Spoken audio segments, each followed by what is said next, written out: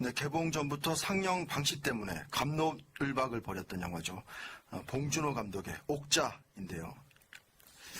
이 넷플릭스라는 인터넷 동영상 서비스 사이트와 극장의 동시 상영 결정에 결국 멀티플렉스 극장들은 상영을 거부했습니다.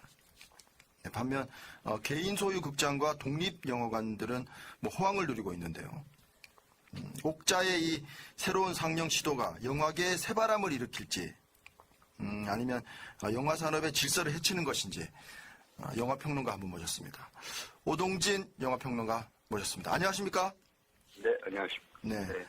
옥자 연구 네, 말씀하신 것처럼 새 질서 새로운 바람이나 변화도 아니고요. 네.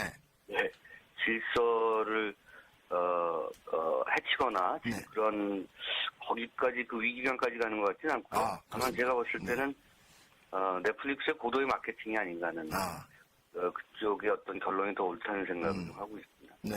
옥자는 일단 영국 가디언지가 원래 최고의 영화를 선정했고 역시 네. 믿고 보는 봉준호다 이런 얘기가 나오는데 역시 작품성은 괜찮죠?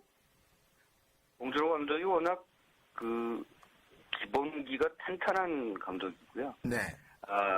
다만 이제 봉준호 감독 이전에 괴물 또 마더, 네. 설국열차에서 보여줬던 여러 가지 뭐랄까요 예리함, 네.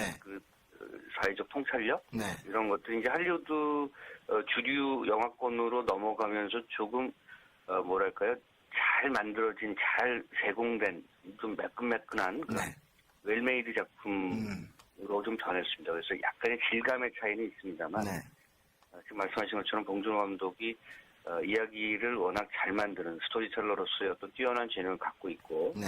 그리고 그의 세계관이 얼마나 광폭의 어떤 그런 모습을 지니고 있는지 예컨대 세계 식량 위기라든가 네. 여러 가지 국제적 다국적 기업의 여러 가지 어떤 문제라든가 네. 등등 그리고 인권의 문제 또 더 나아가서 동물권의 문제 그러니까요. 아주 다양한 문제를 다 섭렵하고 있어서 네. 예를 들어서 영화는 자기 독립성이 강해야지 많은 관객들을 모으거든요. 네. 자기 독립성이라고 하는 것은 50대가 이 영화를 보든 또는 30대 주부가 보든 또는 60대가 보든 10대가 보든 20대가 보든 자기의 생각을 투영시키면서 본다는 얘기입니다. 네. 그런 측면에서는 제가 이전에 봉준호 영화보다는 훨씬 더 광범위한 스펙트럼이 넓은 그런 대중성을 지니고 있다 이렇게 평가할 수가 있습니다. 별점 몇 개 주시겠습니까? 저는 개인적으로 별점 별로 안 주는 평론가 중에 한 명이에요. 네. 아주 수작을 만들어냈다고 생각하고요. 네. 다만 이제 평론가들이든 관객이든 자기 취향이 있을 수 있는데 네. 저는 개인적으로는 봉준호의 그 걸작은 여전히 마더라고 생각합니다. 네. 이번 옥자는 할리우드에서 600억 정도를 투자를 받아서 만든 할리우드 주류 영화의 수작을 만들어냈다고 평가하고 싶습니다. 봉준호 감독이 이 대규모 제작비를 전액 지원하면서 감독 권한을 100% 보장해 주는 곳은 넷플릭스가 유일했다. 스트리밍 기반 회사니까 어느 정도 예상은 했지만 이렇게 파장이 클 줄은 몰랐다. 이렇게 얘기를 했는데 감독 입장에서는 조금 곤혹스러운 상황일 수도 있겠어요. 아마 말씀하신 것처럼 파장의 정도를 그렇게까지 예상을 못했던 것은 사실인 것 같아요. 네. 그러나 어쨌든 스트리밍 서비스 업체인 넷플릭스랑 영화를 만든다는 것은 어쨌든 다른 식의 변화가 있을 것으로는 생각을 했을 겁니다. 네. 국내의 극장 환경이라고 하는 것이 다른 외국의 극장 환경과 또 차이가 있기 때문에 네. 그런 점에서 봉 감독도 예상하지 못했던 네. 면이 있었지 않나 싶고요. 넷플릭스 입장에서 보면 아마 매출 규모가 1조 원 정도 되는 회사인데 네. 여기에 약 600억 원 정도의 그 제작비를 쓰는 것은 그들 입장에서는 저예산 구조이기 때문에 네. 이런 저예산 영화를 만들면서 감독의 재량이나 네. 여러 가지 작품의 어떤 자율적 그런 제작의 권한 이런 것들은 충분히 네. 인정할 수 있었던 부분이라고 생각합니다. 네. 그들의 입장에서 봤을 때 그렇게 큰 것이 아니기 때문에. 아까 이제 그런 측면에서는 봉 감독이 자유권을 얻었습니다. 네.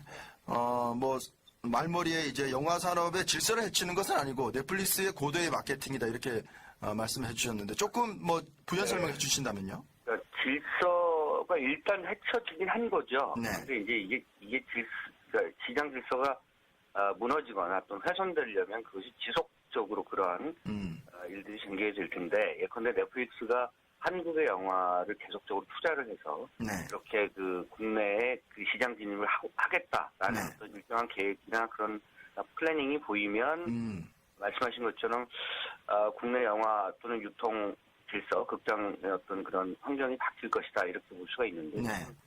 어떻게 보면 단발적인 사례이기 때문에 네. 좀 더 지켜봐야 된다는 거고요. 네. 그 멀티플렉스 입장에서는 네. 이러지도 못하고 저러지도 못하는 상황이기 때문에 네. 이 영화를 걸 수가 없는 거죠. 왜냐하면 네. 멀티플렉스가 그동안 극장의 유통 환경을 주도했던 그리고 이른바 홀드백 기간들을 주도했던 그런 그 주체들이거든요. 네. 극장에서 먼저 상영이 되고 그 다음에 아시는 것처럼 뭐 TV로 가고 DVD로 가고 뭐 VOD로 가고 네. 스트리밍 업체로 가는 이런 그 유통의 어떤 그 순서를 만들어 놓고 그것을 주도했던 업체들이 이제 멀티플렉스인데 네. 넷플릭스가 먼저 그것을 바꾼 것 아니겠습니까? 네. 극장과 VOD 혹은 스트리밍 그 서비스를 동시에 하니까 네. 그러한 어떤 이른바 질서를 주도했던 멀티플렉스 입장에서 받을 수가 없죠. 네. 그 넷플릭스의 이러한 어떤 전략, 이 상업적 전략을 받을 수가 없으니까. 네. 자신들의 극장에 영화를 건다는 것은 1차적으로 거부감이 있었을 것이고요. 네. 다만 봉준호 영화라는 점에서 네. 대중적 파급력이 있고 대중적 영향력이 있는 그런 감독의 작품이기 때문에 또 안 거는 것에 대한 대중적 뭐랄까요 그 비난까지는 아니어도 일단 네. 비판 네. 이런 것들도 또 감수해야 되는 상황이어서 네. 딜레마인 했습니다. 그런데 이제 그들의 입장에서는 어쨌든 이 영화를 상영하는 것을 1차적으로 거부하는 쪽으로 그 입장을 모은 거죠. 그 마틴 스콜세지 감독도 그 아이리시맨이라고 넷플릭스 영화를 이제 8월부터 촬영하게 되는데 네. 이것도 마찬가지로 그러면 뭐 어떤 단발성, 뭐 일회성 그런 마케팅이라고 봐야지 뭐 지속적인 건 아니다 이렇게 보십니까? 예를 들면 네. 이미 넷플릭스 영화들은 국내 극장 쪽에서 걸리지 않고 있고요. 또 수입이 되지 않고 있습니다. 네. 수입이 됐다 하더라도 예를 들면 그 할리우드 메이저 배급사가 갖고 있는 작품들의 경우에는 국내에서 극장에 풀지를 않고 있거든요. 네. 이미 그 넷플릭스 영화들은 스트리밍 서비스를 1차적으로 거기를 퍼스트 윈도우로 해서 네.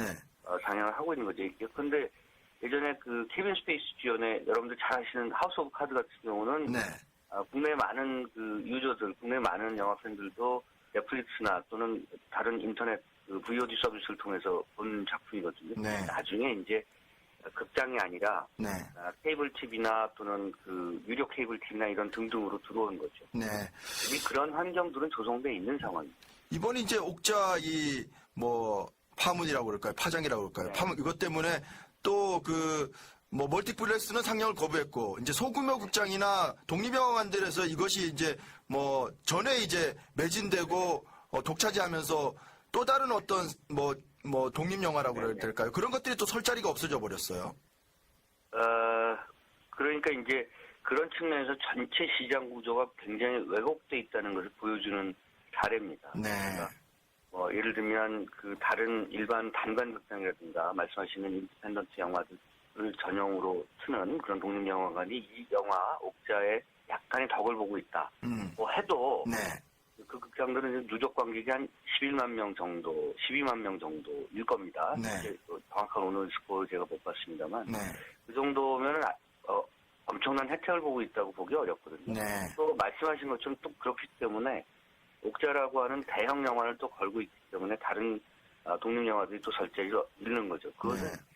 기초적으로 우리 극장 환경이 지나치게 왜곡돼 있거나 지나치게 편중화돼 있다는 것을 보여주는 사례입니다. 혹시 그 멀티플렉스가 예전부터 네. 그런 그 다양한 영화들을 걸 수 있는 공간들을 네. 마련해 놨었다면 네. 뭐 이런 새로운 어떤 그런 실험에 있어서 그렇게 충격이 좀 덜했겠죠. 네. 아마도 네. 멀티플렉스가 시장 질서를 해친다는 명분으로 옥자를 안 걸고 있는데 네. 사실은 시장 질서를 해쳐왔던 장본인은 멀티플렉스. 네.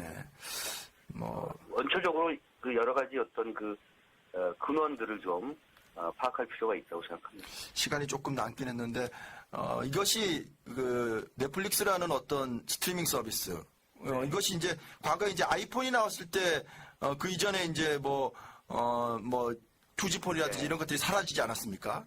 혹시 멀티플렉스 영화관들이나 이런 영화관들이 좀 위기감을 느껴야 될 측면은 없습니까? 이게 이제 사실은 오래된 극장은 사라질 것이냐. 네.